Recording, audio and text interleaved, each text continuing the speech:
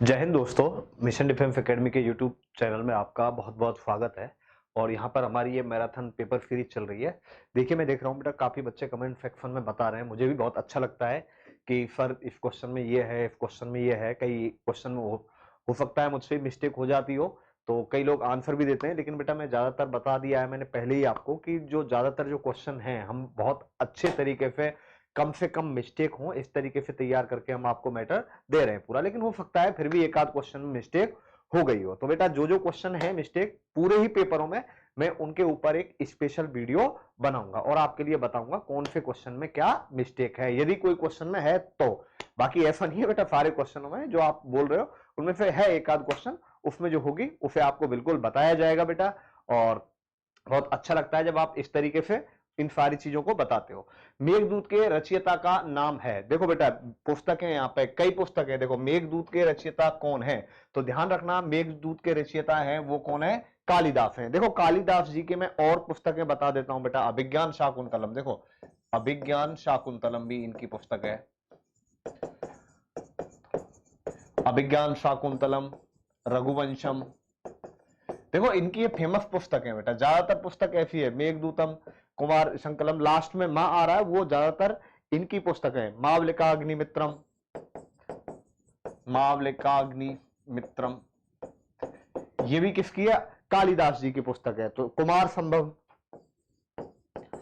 कुमार संभव, देखो ये जो पुस्तक है ये आपकी कालिदास जी की पुस्तक है। इन्होंने बहुत सारी पुस्तकें लिखी है, लेकिन जो मेन पुस्तक है इनकी अभिज्ञान शाकुंतलम, रघुवंशम, कुमार, मावलिकाग्निमित्रम, कुमार संभव और काली ये मेघदूतम। तो ये किसकी रचना है, कालिदास जी की। तुलसीदास जी की जो फेमस पुस्तक है वो कौन सी है बेटा, रामचरितमानस है। कौन सी है, रामचरितमानस है। इसके बाद चलिए अगला क्वेश्चन, अगले क्वेश्चन पे चलते हैं। स्वतंत्र भारत में राज्य की प्रथम महिला मुख्यमंत्री कौन थी। देखो इंदिरा गांधी ये प्रथम प्रधानमंत्री थी, प्रथम महिला प्रधानमंत्री, प्रथम महिला प्रधानमंत्री,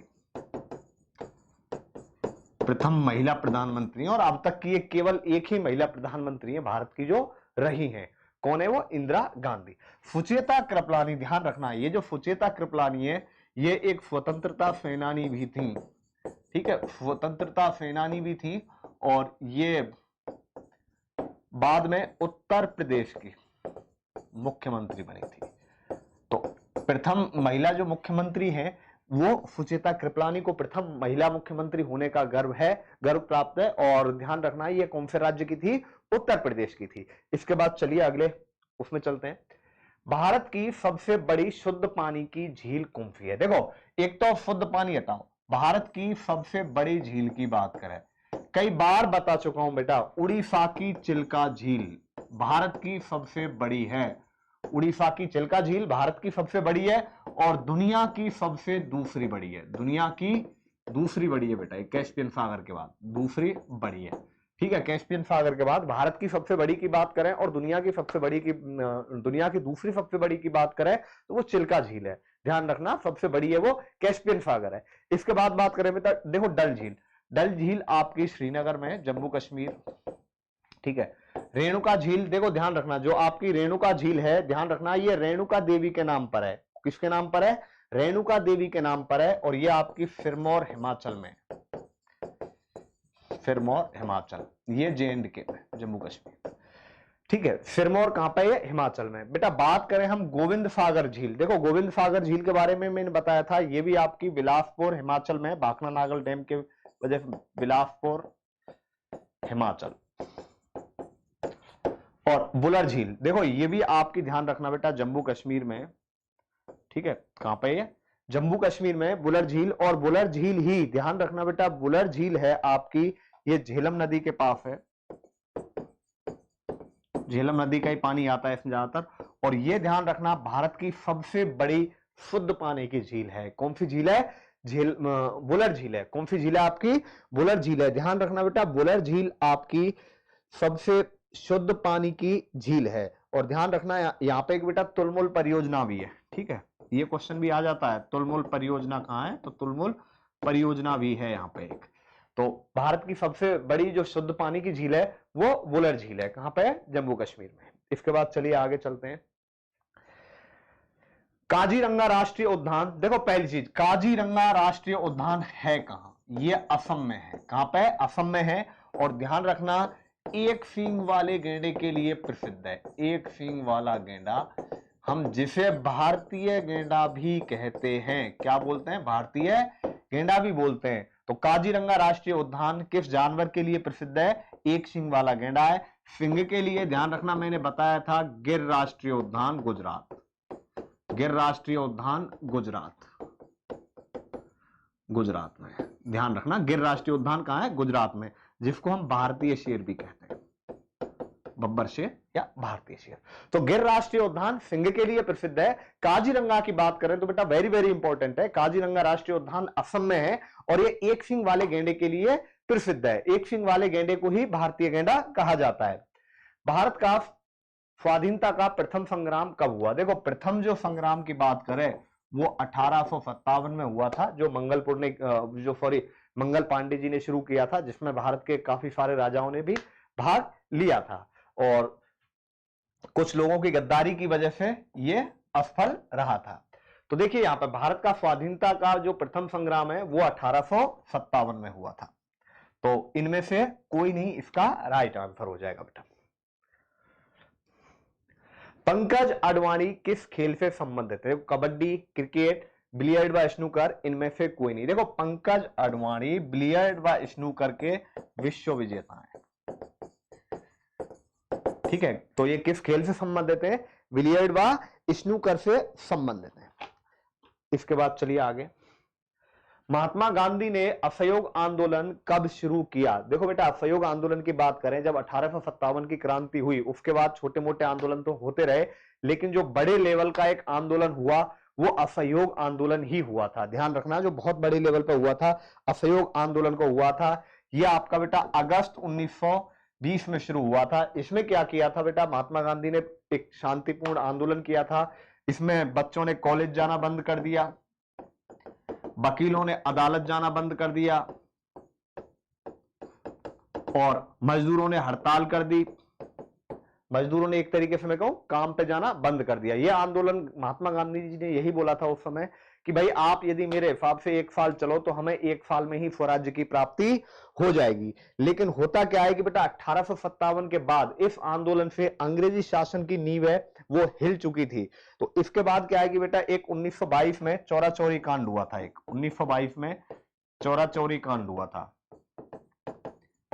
इसमें क्या है कि बेटा एक थाने को आग लगा दी गई थी। इसमें क्या हुआ था? एक थाने को आग लगा दी गई थी और एक थाने को आग लगाने से एक थाने को जो आग लगाई थी वो गोरखपुर में लगाई थी बेटा। कहां पे? गोरखपुर में एक थाने को आग लगा दी गई थी। इसमें क्या है कई सिपाही जिंदा जल गए थे।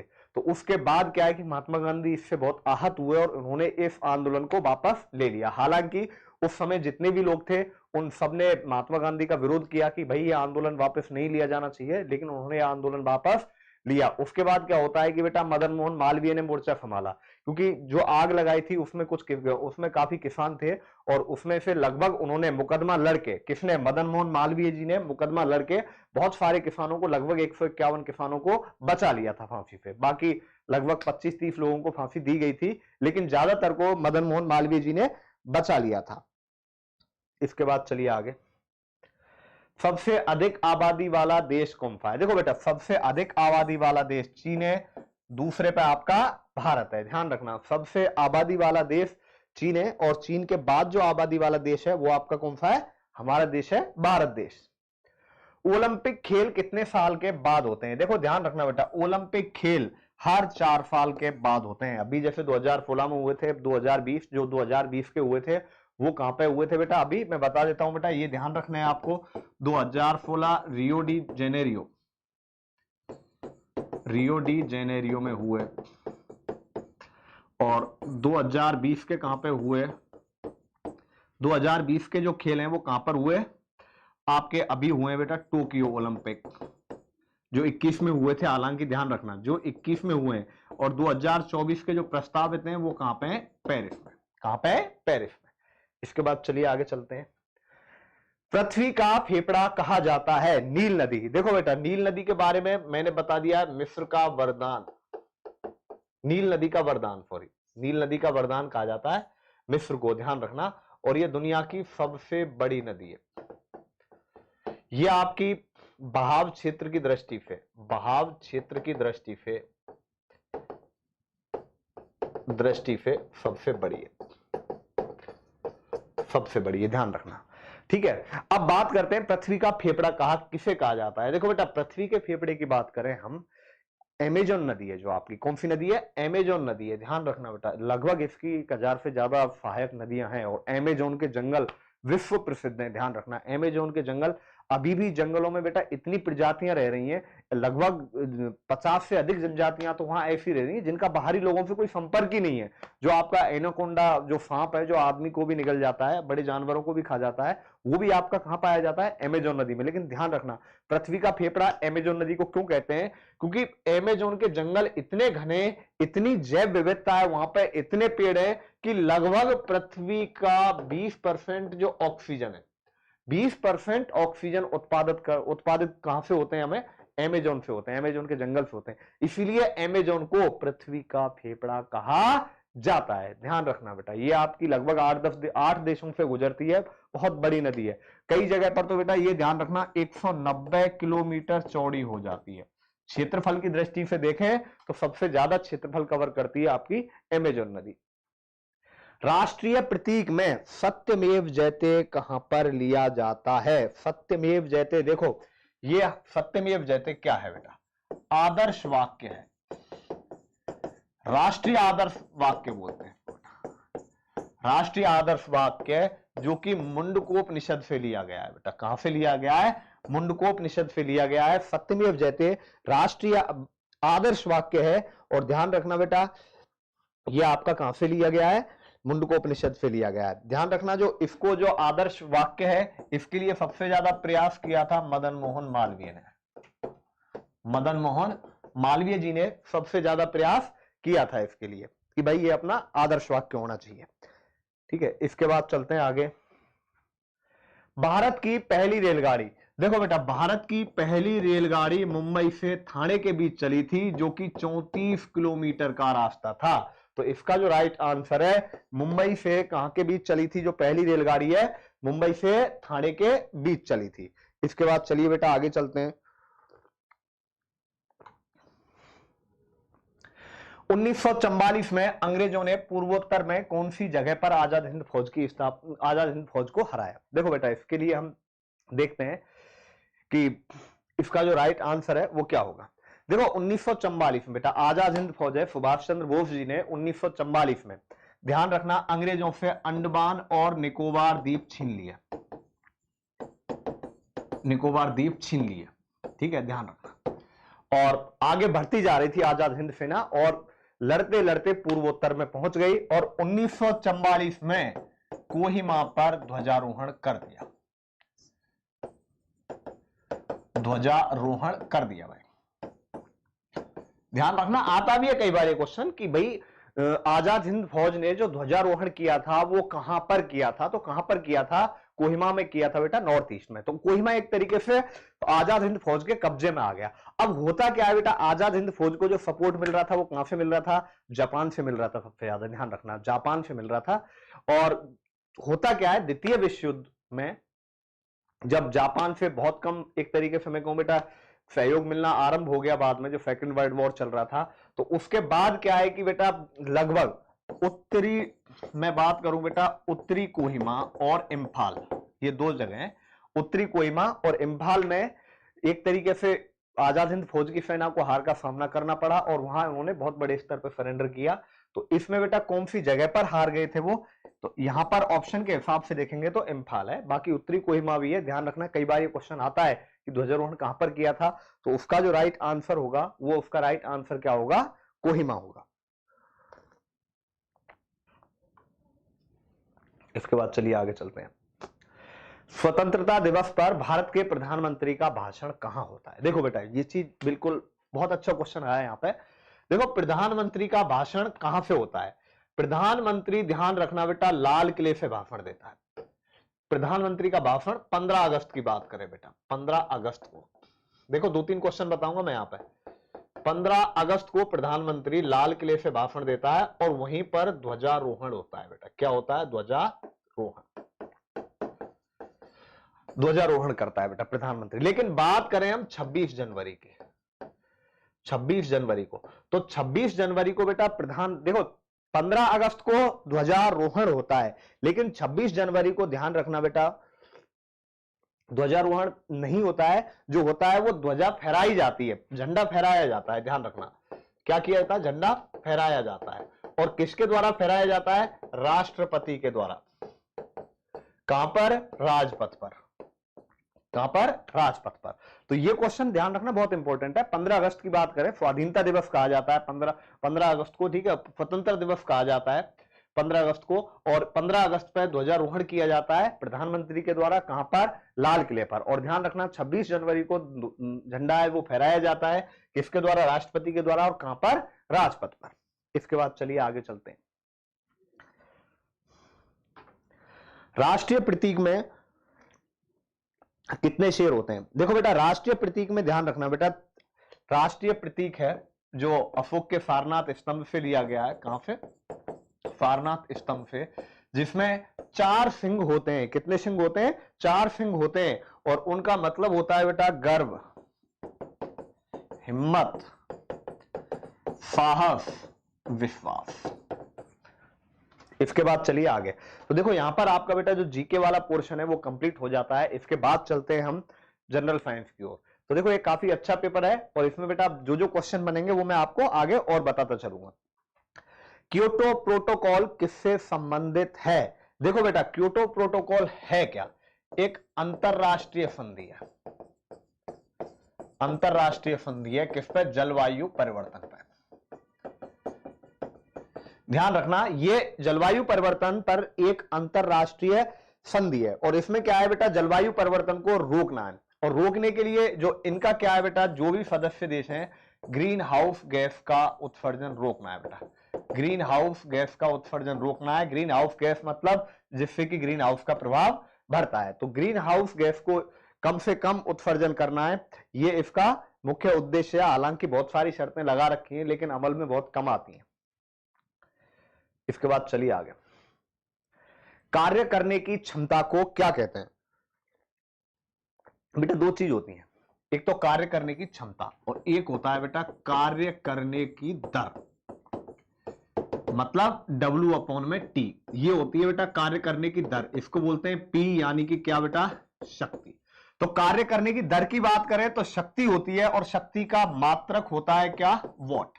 लेकिन कार्य करने की क्षमता बोलिए तो बेटा कार्य करने की क्षमता आपकी ऊर्जा कहलाती है। ध्यान रखना बहुत कंफ्यूजिंग क्वेश्चन है ये।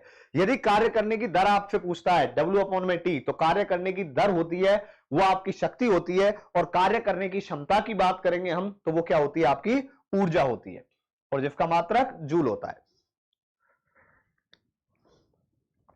इसके बाद चलो आगे। सूर्य की किरणों को एक स्थान पर केंद्रित करता है। देखो बेटा एक स्थान पर केंद्रित करता है वो आपका बेटा उत्तल लेंस है। कौन सा लेंस है? उत्तल लेंस। देखो 2 चीज ध्यान रखना बेटा, यदि यहां दर्पण पूछता तो क्या होता? आपका अवतल दर्पण होता। देखो 2 चीज होती है, एक तो लेंस है। लेंस की बात करें, देखो बेटा एक लेंस है और एक दर्पण है। देखो लेंस होती है वो आपकी बेटा, देखो लेंस से सूर्य की किरणें आर पार निकल जाती हैं, तो लेंस होती है वो आपकी अपवर्तन के सिद्धांत पर कार्य करती है। और दर्पण है बेटा, दर्पण से टकरा के तो वापस ही जाएंगी, ये आपकी परावर्तन के सिद्धांत पर काम करता है दर्पण। आपका ध्यान रखना बेटा। तो अब यदि ये पूछे कि सूर्य की किरणों को एक स्थान पर केंद्रित करता है तो बेटा लेंस की बात करें तो उत्तल लेंस है। यदि दर्पण की बात करता तो कौन सा दर्पण हो जाता? अवतल दर्पण। उल्टा होगा, ध्यान रखना इसमें, क्योंकि ये परावर्तन के सिद्धांत पर और वो अपवर्तन के सिद्धांत पर। तो एक ही स्थान पर जो केंद्रित करता है वो कौन सा लेंस करता है? उत्तल लेंस करता है आपका बेटा। इसके बाद चलिए आगे। एक समान नेत्र के लिए सुस्पष्ट दृष्टि की न्यूनतम दूरी क्या होनी चाहिए? तो बेटा देखो ये चीज आप सबको पता होगी, न्यूनतम दूरी कितनी होनी चाहिए? 25 सेंटीमीटर होनी चाहिए। तो इसका जो राइट आंसर है वो क्या हो जाएगा? 25 सेंटीमीटर हो जाएगा। इसके बाद चलिए आगे चलते हैं।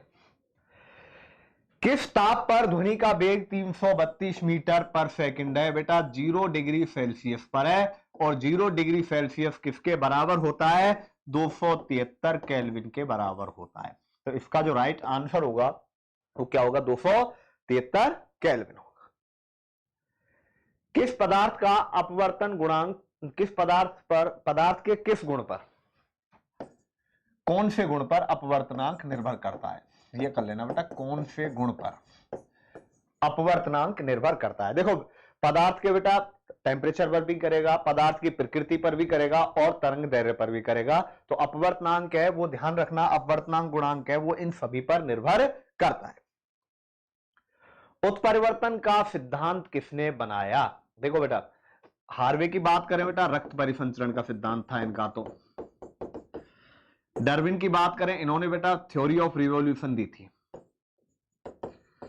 Theory of revolution.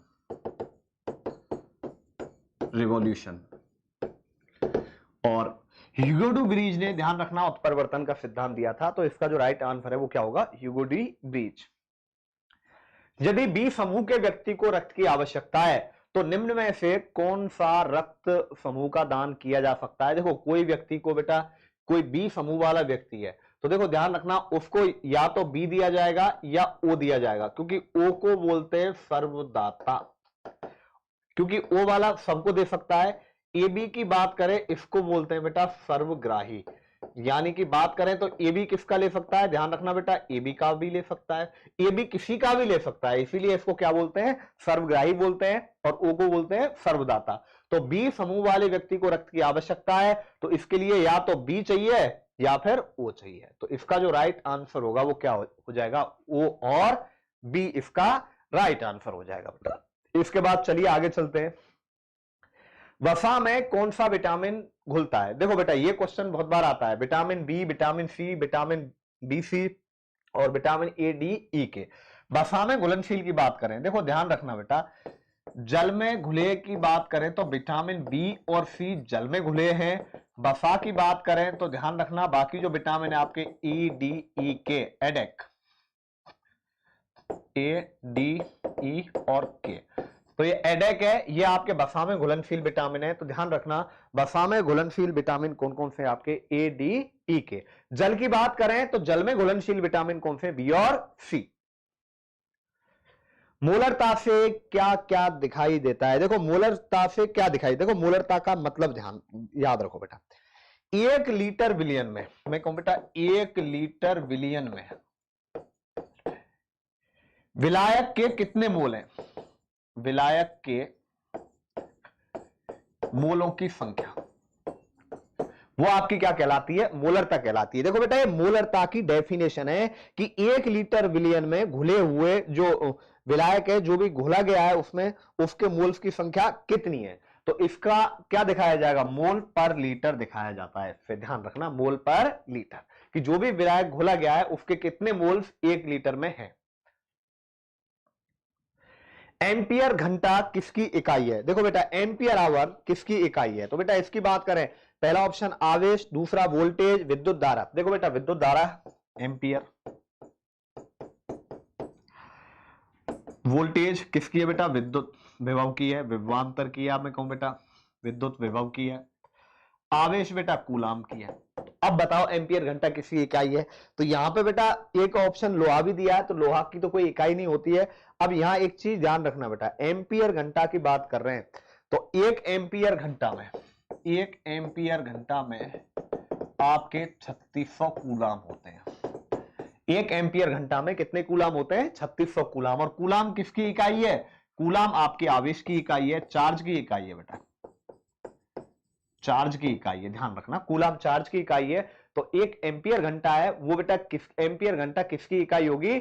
आवेश की होगी। बेसिकली जो बैटरी की क्षमता है बेटा, एक ऑप्शन आ जाता है यहां पे, बैटरी की क्षमता, तो बैटरी की क्षमता भी इसका राइट आंसर होता है। ध्यान रखना जो एम्पियर घंटा में बैटरी की क्षमता को मापा जाता है।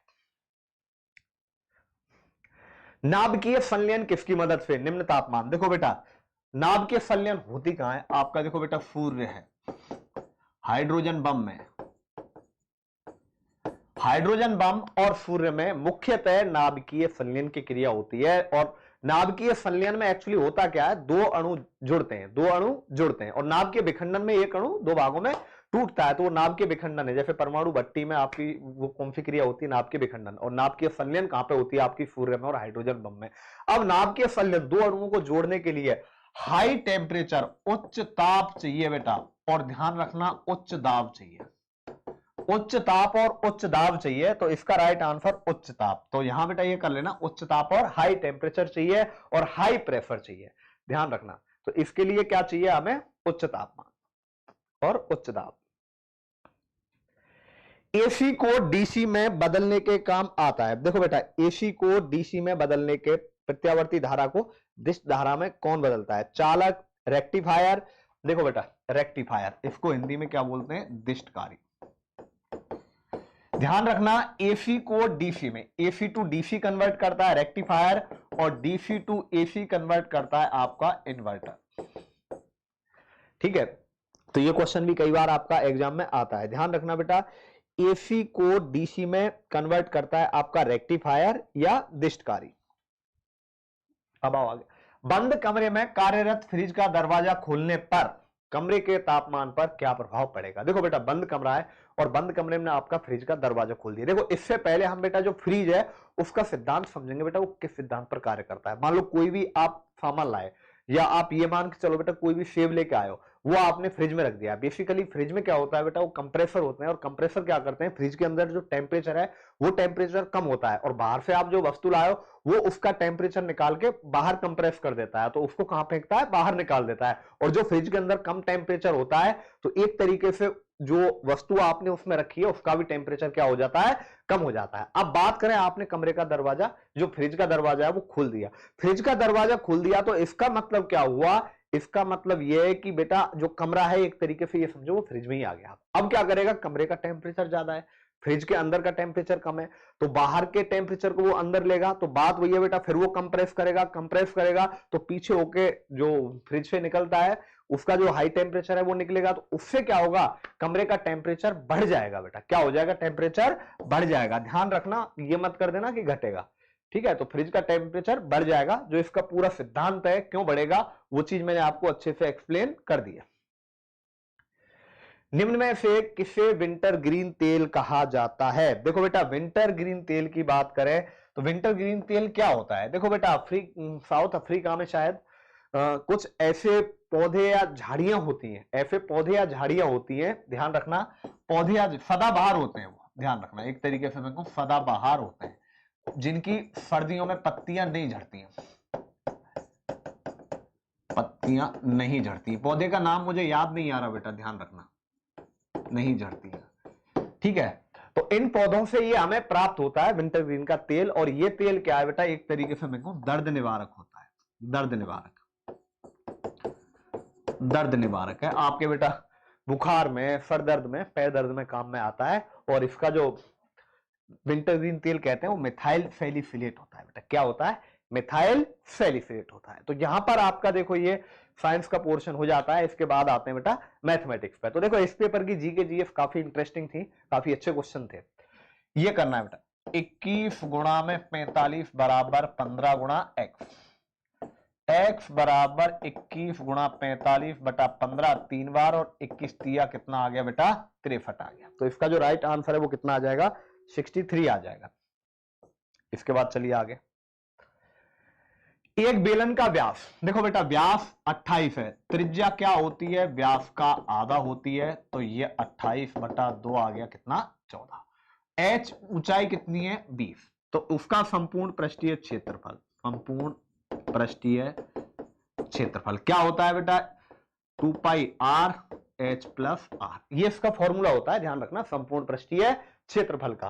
तो बेटा 2 पाई आर 2 गुणा 22 बटा 7, आर का मान कितना आ गया 14, एच प्लस आर तो 20 प्लस 14, इसका गुणा करो, 2 गुणा 22 बटा 7 गुणा 14 गुणा में कितना आ गया बेटा 34, 7 से 2 बार। अब देखो आप क्या करो बेटा, अंतिम अंक की देखो, 4 दूनी 8, 8 दूनी 16, 16 दूनी 32, अंतिम अंक 2 आ रहा है, ऑप्शन में देख लो 2 कहां पे आ रहा है, 2992 पर आ रहा है। तो बाकी यदि यहां मान लो किन्हीं 2 के अंत में 2 होता तो हम पूरा चेक करके देखते, आगे चेक करने की जरूरत ही नहीं, इनमें से कोई नहीं होता तो भी इसका गुणा करके हम देखते हैं। इसके गुणनखंड होंगे। देखो बेटा, एक फॉर्मूला है A cube minus B cube, ये होता है A minus B, A square plus B square plus A B, ये फॉर्मूला है। तो यहां दिया है एक्स क्यू माइनस 27, तो इसको लिख सकता हूं मैं एक्स क्यू माइनस 3 का क्यूब। तो इसको क्या लिखूंगा बेटा, एक्स माइनस 3 इस फॉर्मूले में रखूंगा, एक्स स्क्वायर प्लस 3 का स्क्वायर कितना आ गया 9 प्लस 3x। तो इसमें देख लो x माइनस 3, एक्स माइनस 3, या तो ये या ये तो होगा ही नहीं, x square plus 3x plus 9। तो इसका जो राइट आंसर है वो कौन सा हो जाएगा बेटा, पहला ही इसका राइट आंसर हो जाएगा। इसके बाद चलिए आगे चलते हैं। विनय ने एक घड़ी 380 रुपए में बेची। देखो बेटा, विक्रय मूल्य दिया है आपके पास जब 5% की हानि है। बेटा देखो, जब 5% की हानि हो रही है, मतलब 5% की हानि है, खरीदी 100 में तो बेची कितने में बेटा, एक तरीके से मैं कहूं 95 में, और ये कितने रुपए पे है बेटा, 380 रुपए पर है। तो घड़ी का क्रय मूल्य आपको ज्ञात करना है, तो 380 क्रय मूल्य ज्ञात करना है बेटा। ये 380 वैल्यू कितने की है, 95 की, और घड़ी का जो क्रय मूल्य है, क्रय मूल्य कितना है बताओ घड़ी का, ये क्रय मूल्य आ जाएगा 100, क्योंकि हम क्रय मूल्य कितना मानते हैं 100। तो बेटा काटो, 19 दूनी 38, 19 पंजे 95, और 5 से कितनी बार, 4 बार, तो कितना आ गया बेटा 400 रुपए। तो इसका जो राइट आंसर है वो क्या आ जाएगा आपके पास, 400 रुपए। दोबारा देख लो एक बार, 5% की हानि होती है जब 380 में बेच रहा है, तो 380 कितने की वैल्यू हो गई, 5% हानि मतलब 95 की हो गई। आपको क्रय मूल्य ज्ञात करना है, तो क्रय मूल्य कितना हो जाएगा, 100 हो जाएगा। गोले का आयतन होगा, देखो बेटा गोले का आयतन होता है 4/3 pi r cube, 4/3 pi r cube. तो आई थिंक बेटा इसमें से पाई ये गलत टाइप कर दिया है, 4/3 पाई आर क्यू कर दो यहां, पाई आर क्यू। तो ये क्या होता है आपका गोले का आयतन, वॉल्यूम होता है बेटा स्फीयर का। इसके बाद चलिए आगे चलते हैं। एक साइकिल के पहिए की त्रिज्या आर बराबर कितना है, 42 सेंटीमीटर। तो बताओ यह 400 चक्करों में कितनी दूरी तय करेगी, हमें बताना है 400 चक्कर में तय दूरी। तो बेटा एक बात बताओ, एक चक्कर में तय दूरी, एक चक्कर में तय दूरी कितनी है, वृत्त की परिधि के बराबर। देखो ये एक चक्कर में ये दूरी तय करेगी, तो ये क्या होती है, वृत्त की परिधि। तो एक चक्कर में तय की गई दूरी 2 पाई आर। इसी तरह से 400 चक्कर में तय दूरी आ जाएगी 400 गुणा में 2 पाई आर। अब यहां बेटा 400 गुणा में 2 पाई का मान 22/7, आर का मान क्या है आपके पास, कितना दे रखा है बेटा, 42 सेंटीमीटर। इसको काटो 6 बार, 400 दूनी 800 गुणा में 22 छिक्की 132, 8 दूनी 16, 8 तिया 24, देखो बेटा 8 तिया 24 और 1 25, और 8 एकम 8 और 2 10, और 0 0। तो ये आगे कितनी बेटा 1000, सॉरी ये सेंटीमीटर है, तो ये सेंटीमीटर में आ जाएगी। और मीटर की बात करूंगा, 100 सेंटीमीटर बराबर 1 मीटर, तो ये कितने हो जाएंगे बेटा, 1056 मीटर हो जाएंगे। तो इसका जो राइट आंसर है वो क्या आ जाएगा, 1056 मीटर। दोबारा देख लो, एक चक्कर में तय की गई दूरी 2 पाई आर है, तो 400 चक्कर में तय की गई दूरी 400 इंटू 2 पाई आर हो जाएगा। तो बेटा 400 में 2 पाई आर का गुणा कर दो, इसको सॉल्व कर दो, और यहां से इसका मान ज्ञात कर दो। इसमें x का मान बताना है बेटा, देखो 45:x समानुपाती 36:60। तो बेटा बाहर, इसका मतलब होता है जो अनुपात इधर है वही बाहर होगा, तो बाहर वालों का गुणा बराबर अंदर वालों का गुणा, x बराबर 45 गुणा 60/36, 6 छिंगी 36, 6 से 10 बार, 2 से 3 बार 5 बार, और 3 से कितनी बार 15 बार, 15 5 75 आ जाएगा। तो ये कितना आ जाएगा बेटा, इसका आंसर 75 आ जाएगा। 15 व्यक्ति किसी खाई को 10 दिन में खोदते हैं, तो इसी खाई को 10 व्यक्ति कितने दिन में खोदेंगे। देखो बेटा 15 व्यक्ति 10 दिन में खाई को खोद देते हैं, ये पूरा काम हो गया। तो 10 व्यक्ति x दिन में खोदेंगे, और x आ जाएगा 15 गुणा 10/10, कितना आ जाएगा बेटा 15 दिन आ जाएगा। तो इसका जो राइट आंसर आएगा वो कितना आ जाएगा बेटा, 15 दिन आ जाएगा। इसके बाद चलते हैं बेटा आगे, कि बताइए x का मान क्या है। देखो ये बता देता हूं, दिखाई नहीं दे रहा होगा, ये आपका दे दिया है इसने बेटा कितने डिग्री, 79 डिग्री, और ये दिया है x प्लस 40। अब एक बात बताओ, ये देखो एक ही रेखा के एक ओर बनाए गए इन दोनों कोणों का योगफल कितना होगा, 180। तो 79 प्लस x प्लस 40 बराबर 180। ध्यान रखना, एक ही रेखा के एक ओर बनाए गए कोणों का योगफल 180 होता है। तो ध्यान रखना, इनको जोड़ो बेटा, 79 और 40, ये 9, 9 और 4 कितना आ गया बेटा, रुको, ये 9 और 7 4 11 प्लस x बराबर 180, x बराबर 180 माइनस 119, ये 61 डिग्री आ जाएगा। तो इसका जो राइट आंसर है वो कितना आ जाएगा बेटा, 61 डिग्री आ जाएगा। एक पंचभुज में विकर्णों की संख्या होगी। देखो बेटा, कोई भी आपके पास आकृति है, उसमें जो विकर्णों की संख्या होती है उसका फॉर्मूला होता है बेटा विकर्णों की संख्या। ये होता है n into N minus 3/2। n है यहां पर भुजाओं की संख्या, भुजाओं की संख्या। पंचभुज है बेटा, ध्यान रखना, पंचभुज है, पेंटागन है, पंचभुज में n भुजा कितनी होंगी, 5। पंचभुज है, 5 भुजा, षटभुज है, 6 भुजा, सप्तभुज है, 7 भुजा, ऑक्टेगोनल है, अष्टभुज है, कितनी भुजा होंगी, 8 भुजा। तो यहां n का मान कितना आएगा बेटा, 5। तो फॉर्मूले में रख देना है 5 गुणा 5 माइनस 3/2 या 5 गुणा 2/2। तो कितना आ जाएगा, राइट आंसर इसका 5 आ जाएगा। तो ध्यान रखना, एक पंचभुज में कितने विकर्ण होंगे, कितने विकर्ण होंगे, 5 विकर्ण होंगे। एक व्यक्ति किसी स्थान को पैदल जाता है तथा घोड़े से वापस आता है तो 8 घंटे लगते हैं। पैदल जाने और आने में 12 घंटे लगते हैं, तो बताओ घोड़े से आने जाने में कितना समय लगेगा। एक बात बताओ बेटा, पैदल जा रहा है और घोड़े से आ रहा है तो कितना समय लग रहा है बेटा, 8 घंटे लग रहे हैं। और यदि वह पैदल जाए और पैदल आता है तो कितना समय लगता है, 12 घंटे। अब देखो बेटा, पैदल पैदल 2 पैदल हो जाएगा ये, तो 2 पैदल 12 आ गया, तो 1 पैदल कितना आ जाएगा बेटा, 6। यानी कि मैं पैदल की बात करूं, पैदल एक साइड में 6 घंटे लगेंगे, तो दोनों साइड में 12 घंटे। अब यहां बेटा पैदल का मान रखो, 6 प्लस घोड़ा 8 आ जाएगा, तो इसका मतलब घोड़ा एक साइड से 8 माइनस 6 2 घंटे लेगा।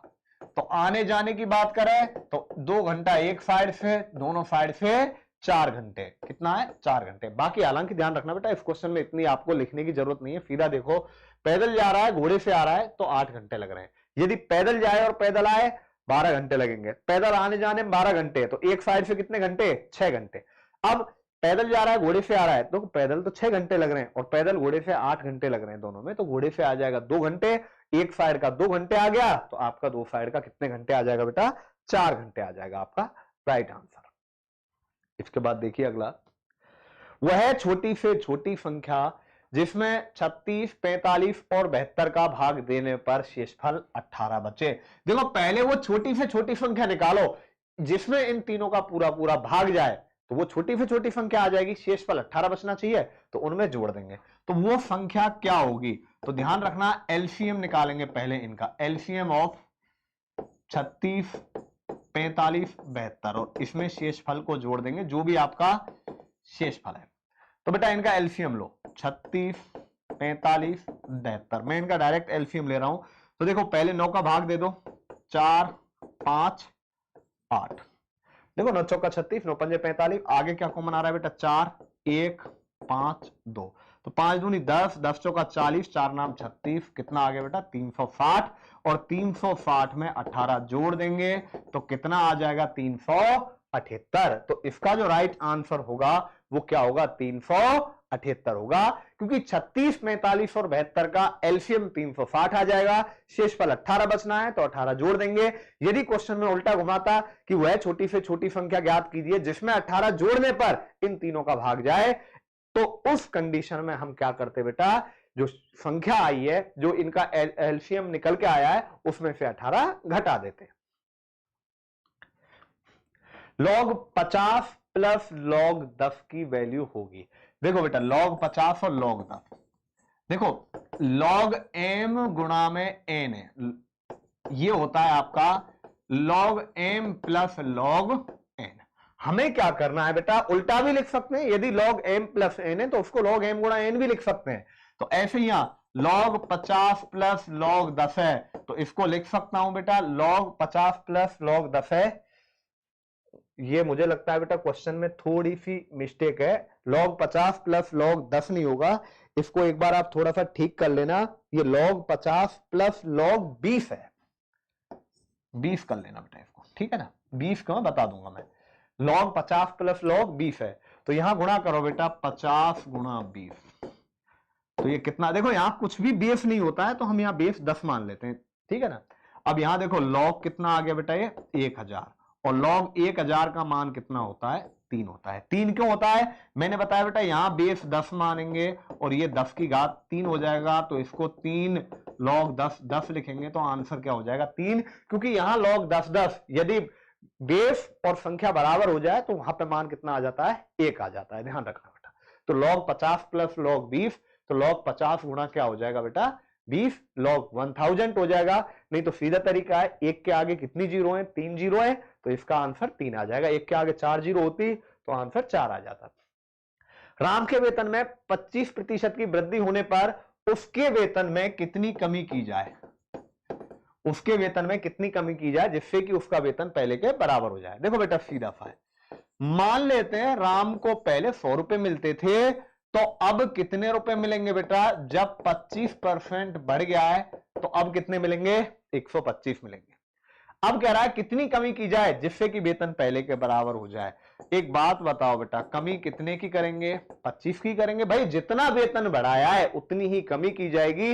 राम का वेतन पहले 100 था, अब 25% बढ़ गया है, तो अब कितना हो गया बेटा 125, लेकिन वेतन कितना रखना है, हमें 100 रखना है। तो 100 रखना है तो 25 की कमी करनी पड़ेगी, लेकिन कमी कितने पे, 125 पे, क्योंकि अब राम का वेतन 125 है, प्रतिशत पूछा है तो गुणा में 100 आ जाएगा, 25 पंजे, और ये कितना आ गया बेटा 20% आ गया। तो इसका जो राइट आंसर है वो क्या आ जाएगा, 20% आ जाएगा। देखो ईटानगर, ईटानगर अरुणाचल, देखो दोनों में क्या संबंध है बेटा, ईटानगर की राजधानी है, ध्यान रखना बेटा, ईटानगर राजधानी है अरुणाचल प्रदेश की। देखो इम्फाल, इम्फाल ध्यान रखना बेटा, इम्फाल बताओ कहां की राजधानी है, मणिपुर की राजधानी है। इम्फाल मणिपुर की राजधानी है, त्रिपुरा की अगरतला है, ठीक है। कटक, कटक बेटा उड़ीसा की राजधानी नहीं है, उड़ीसा की भुवनेश्वर है। कोहिमा नागालैंड, बिल्कुल सही है बेटा, कोहिमा नागालैंड की राजधानी है। तो बिल्कुल इसका जो राइट आंसर है, जो संबंध ईटानगर का अरुणाचल से वही संबंध कोहिमा का नागालैंड से। यूपी की कानपुर नहीं है, लखनऊ है। बेमेल छांटी है, देखो हरिद्वार, बनारस, प्रयागराज, उज्जैन। अब क्या लॉजिक लगाओगे बेटा, देखो ऐसे क्वेश्चन आ जाए लॉजिक लगाओगे, भाई सारी धार्मिक स्थल है, पहली चीज। दूसरी चीज, हरिद्वार उत्तराखंड में, बनारस और प्रयागराज आपके यूपी में ठहरे, उज्जैन आपका एमपी में गया बेटा, तो ये भी लॉजिक नहीं लग रहा। तो यहां देखो ध्यान रखना, हरिद्वार, बनारस और प्रयाग ये गंगा नदी के किनारे है, ये गंगा नदी के किनारे बसे शहर है, लेकिन ये आपका शिप्रा नदी के किनारे बसा हुआ शहर है, महाकाल की नगरी उज्जैन। तो बेमेल कौन सा हो गया इसमें, उज्जैन। यदि 13 अप्रैल को मंगलवार था तो उसी वर्ष 16 मार्च को क्या वार होगा। देखो बेटा 13 अप्रैल, पहले मार्च, 16 मार्च और 13 अप्रैल। बेटा 13 अप्रैल, तो अप्रैल के 13 दिन हो गए, मार्च के देखो कितने दिन हो गए, 31 में से 16 घटा दो, 15 दिन मार्च इसके हो गए बेटा, यानी कि 15 दिन मार्च के हो गए और 13 दिन अप्रैल के हो गए, टोटल कितने दिन हो गए 28। हमें क्या करना है बेटा, इस तरीके का क्वेश्चन आ जाए तो पहले टोटल डेज ज्ञात करो कि भाई 13 अप्रैल, मैं कहूं 16 मार्च से 13 अप्रैल तक कितने दिन होंगे। तो बेटा 16 मार्च से, मार्च देखो 31 का होता है, तो 31 में 16 घटाएंगे, 15 दिन तो वो बचे और 13 दिन अप्रैल के हो गए। अब इसमें 7 का भाग दो, 7 का भाग देके 7 चौका 28, शेषफल देखो क्या है 0, शेषफल 0 है। अब एक चीज ध्यान रखना बेटा, 13 अप्रैल का क्या है, यहां पे मंगलवार। हम देखो वापस जा रहे हैं बेटा, मार्च को पूछा है तो शेषफल को घटा देंगे, 0 घटाएंगे तो क्या आ जाएगा, मंगल ही आ जाएगा। तो इसका जो राइट आंसर है वो क्या आ जाएगा, मंगलवार।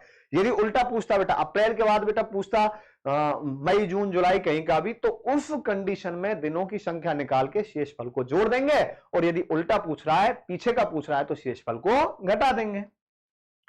यदि a बराबर 2, b बराबर 2, b बराबर 2, बाकी इसी क्रम में चलें तो यट का आपस में गुणनफल होगा। यट y 25 पे, ई जो टी ई 5 पे, टी 20, इनका गुणा कर दो।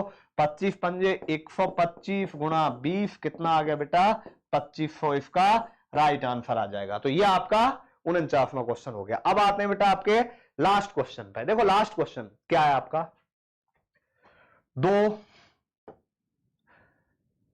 4, अच्छा 2 3 4 9 16 81। अब हमें बताना है बेटा आगे कौन सी संख्या इसमें आपकी आएगी।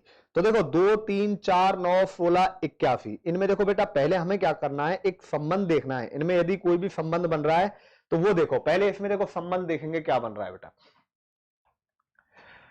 2 एक जोड़ा, यहां भी एक जोड़ा, यहां 5, यहां 7, और यहां पे आपका क्या जोड़ा है बेटा, यहां तो बहुत ज्यादा जोड़ दिया, 65 जोड़ा है बेटा। यहां पे क्या जोड़ दिया 65। नहीं तो आप एक बार ऐसे देखें बेटा, अल्टरनेट देखो, 2 2 दूनी 4, 4 चौका 16, तो अब 16 में गुणा 2 दूनी 4, ऐसे यहां देखो 3 3 तिया 9, 9 गुणा 9, 9 नाम 81। ठीक है, ऐसे हो रहा है 2 4, अब 4 का वर्ग 16, तो 16 का गुणा करेंगे तो कितना आ जाएगा बेटा 256। तो इसका जो राइट आंसर है वो क्या आ जाएगा 256 आ जाएगा। ठीक है, यहां पर आपके देखो ये कंप्लीट क्वेश्चन हो चुके हैं। अब मिलेंगे बेटा अगले पेपर में।